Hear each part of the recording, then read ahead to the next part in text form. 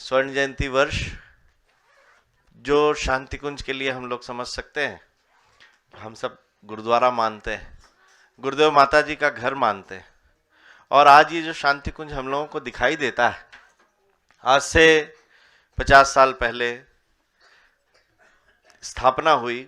गुरुदेव 65 से इसकी योजना बनाने लगे थे और उस समय का शांति कुंज और आज के शांति कुंज निर्माण, कार्य पद्धति, क्रियाकलाप, बहुत सारी चीजें हैं। कुछ लोग आप में से हमारे पुराने परिजन होंगे जिन्होंने इसमें बहुत सारी चीजों को देखा भी होगा।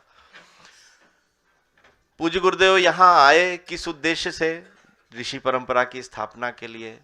हिमालय से ही इसकी प्रेरणा दी गई और ये भी कहा कि इसको करने के लिए साधन, प्रेरणा, मार्गदर्शन और लोग सब कुछ हम तुमको उपलब्ध कराएंगे। और शायद ऐसा ही था। जब पूज्य गुरुदेव आए तो केवल वंदनीय माता जी और कुछ एक मुट्ठी भर लोग गुरुदेव के साथ मथुरा से शांति कुंज आए और ये शांति कुंज चल पड़ा जैसा ऋषि चाहते थे। 20 ऋषियों के कार्यों को यहां से गति दी पूज्य गुरुदेव ने और तब से लेके आज तक यहां आने वाले हर व्यक्ति के मन मस्तिष्क को स्पर्श करने के लिए ऋषियों की चेतना यहां मौजूद है।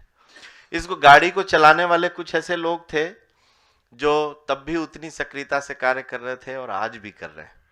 ऐसे ही एक विभूति हमारे बीच में उपस्थित हैं, आदरणीय श्री महेंद्र शर्मा जी भाई साहब, शांति कुंज के व्यवस्थापक हैं।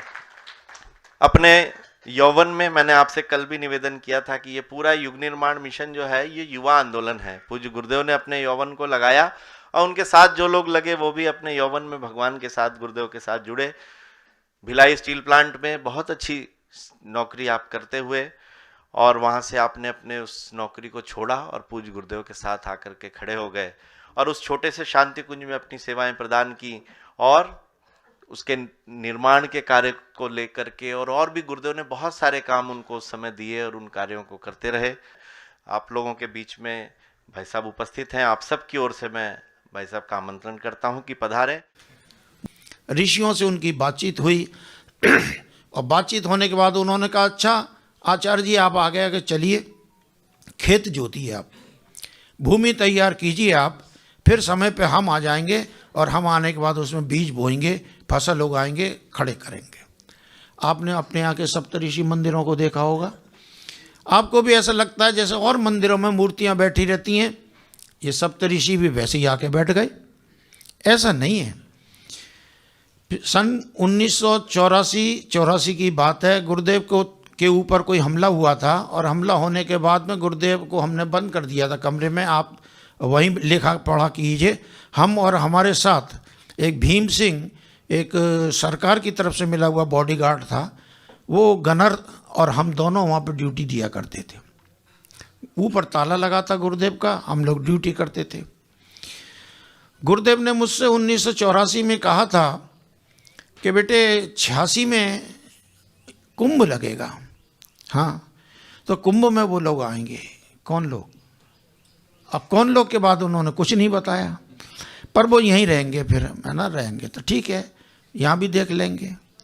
और उसके बाद में ये घटना हो गई, हम लोग अपनी ड्यूटी में लग गए। तो ड्यूटी में लग गए तो चर्चा हम लोग करते रहते थे कि गुरुदेव कौन हैं, क्या हैं, ये साधारण से इंसान हैं, उनके ऊपर भी हमला हो जाता, अब कैसे युग बदलेगा। कह तो दिया उन्होंने युग बदलेगा। तो मेरा बॉडीगार्ड भी पूछता रहता था कि भाई आचार्य जी ऐसे ऐसे कहते हैं। तो कहते हैं 85 की अखंड ज्योति में जनवरी के अंक में एक लेख निकल गया अपनों से अपनी बात कि इस बार हम सशरीर तो नहीं, सूक्ष्म शरीर से हिमालय की यात्रा कर आए और 1 सप्ताह वहाँ रहे उन सबके बीच में, और भविष्य की सारी योजनाएं पूरी हो गई हैं। अब वो जल्दी आएंगे और यहीं रहेंगे। भीमसेन ने जब उस लेख को पढ़ा तो बोलता, ये क्या लिखा है? इसमें लिखा है कि आचार्य जी हिमालय गए। अरे भाई ये कैसे हो सके? मैं तो रोज़ कोतवाली में जाके हाजिरी बजा के आता हूँ कि वो सुरक्षित हैं, मैं ड्यूटी कर रहा हूँ हैं, और इसमें तो लिखा है कि वो तो हिमालय चले गए। तब लिखा है तो ये तो उन्हीं के हाथ का लिखा है, तो मेरी तो नौकरी चली जाएगी। अगर ये सत्य सिद्ध हो गया कि वो हिमालय चले गए तो मुझसे तो एसएसपी पूछेगा तुम क्या कर रहे थे?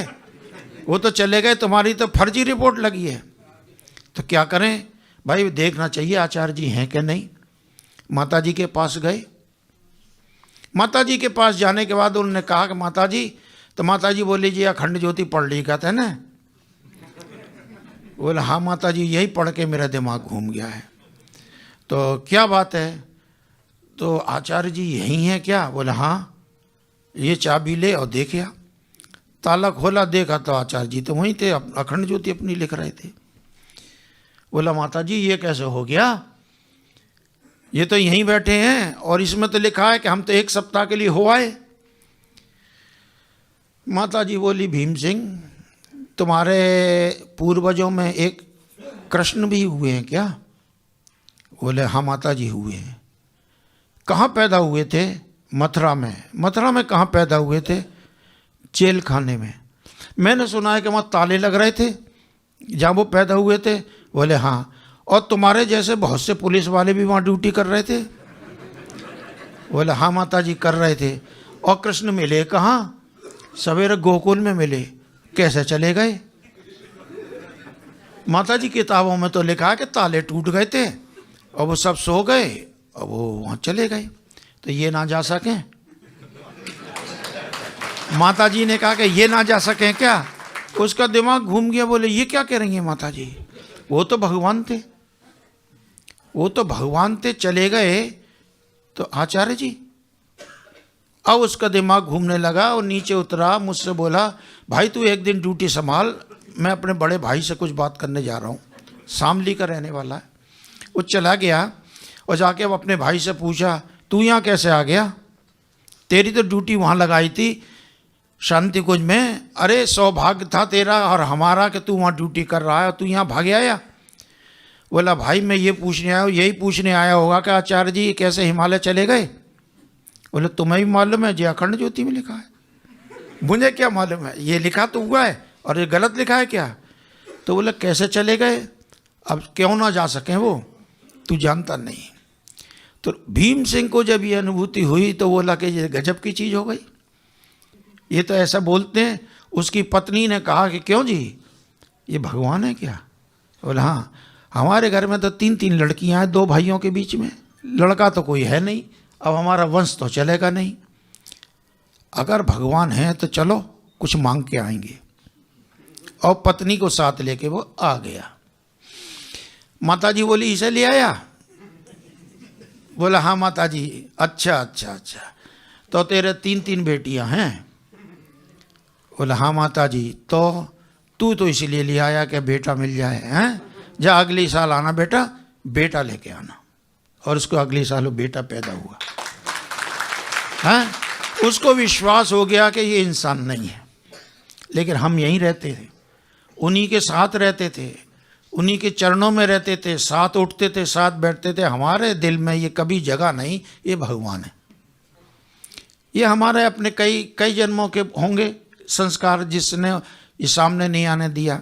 कई लोग ऐसा पूछते थे गुरुदेव आपके विषय में कौन कौन क्या क्या कहता है, लेकिन भरोसा नहीं हो पाता है। हाँ बेटा, वो लोग जो कहते हैं वो सब ऐसे ही कह देते हैं, ऐसा है कुछ नहीं, हम तो साधारण इंसान हैं तुम्हारे जैसे, हम ऐसी कोई बात नहीं है। नहीं साहब, इतने लोग कहते तो सब झूठ तो नहीं होगा, कुछ तो इसमें दम है। हाँ बेटे है, तुम भी वो साधारण इंसान नहीं हो जो दिख रहे हो। तुम अपने आप को शीशे में खड़े होकर देखते हो कि मैं इंजीनियर हूँ, मैं डॉक्टर हूँ, मैं प्रोफेसर हूँ, मैं क्या हूँ। बेटा तुम ये सब कुछ नहीं हो, तुम भी किसी जन्म के ऋषि हो, मेरे साथ रहे हो, साथ साथ हम लोग थे। अब यहाँ हम एक विशेष लक्ष्य को लेके आए हैं। जैसे रीछ बानर कभी आ गए थे, ग्वाल बाल कभी आ गए थे, उसी रूप में तुम लोग भी आ गए हो।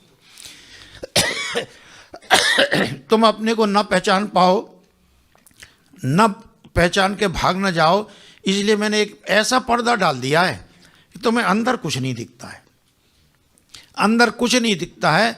और जो मुझे काम कराना होता है मैं काम करा लेता हूँ तुमसे।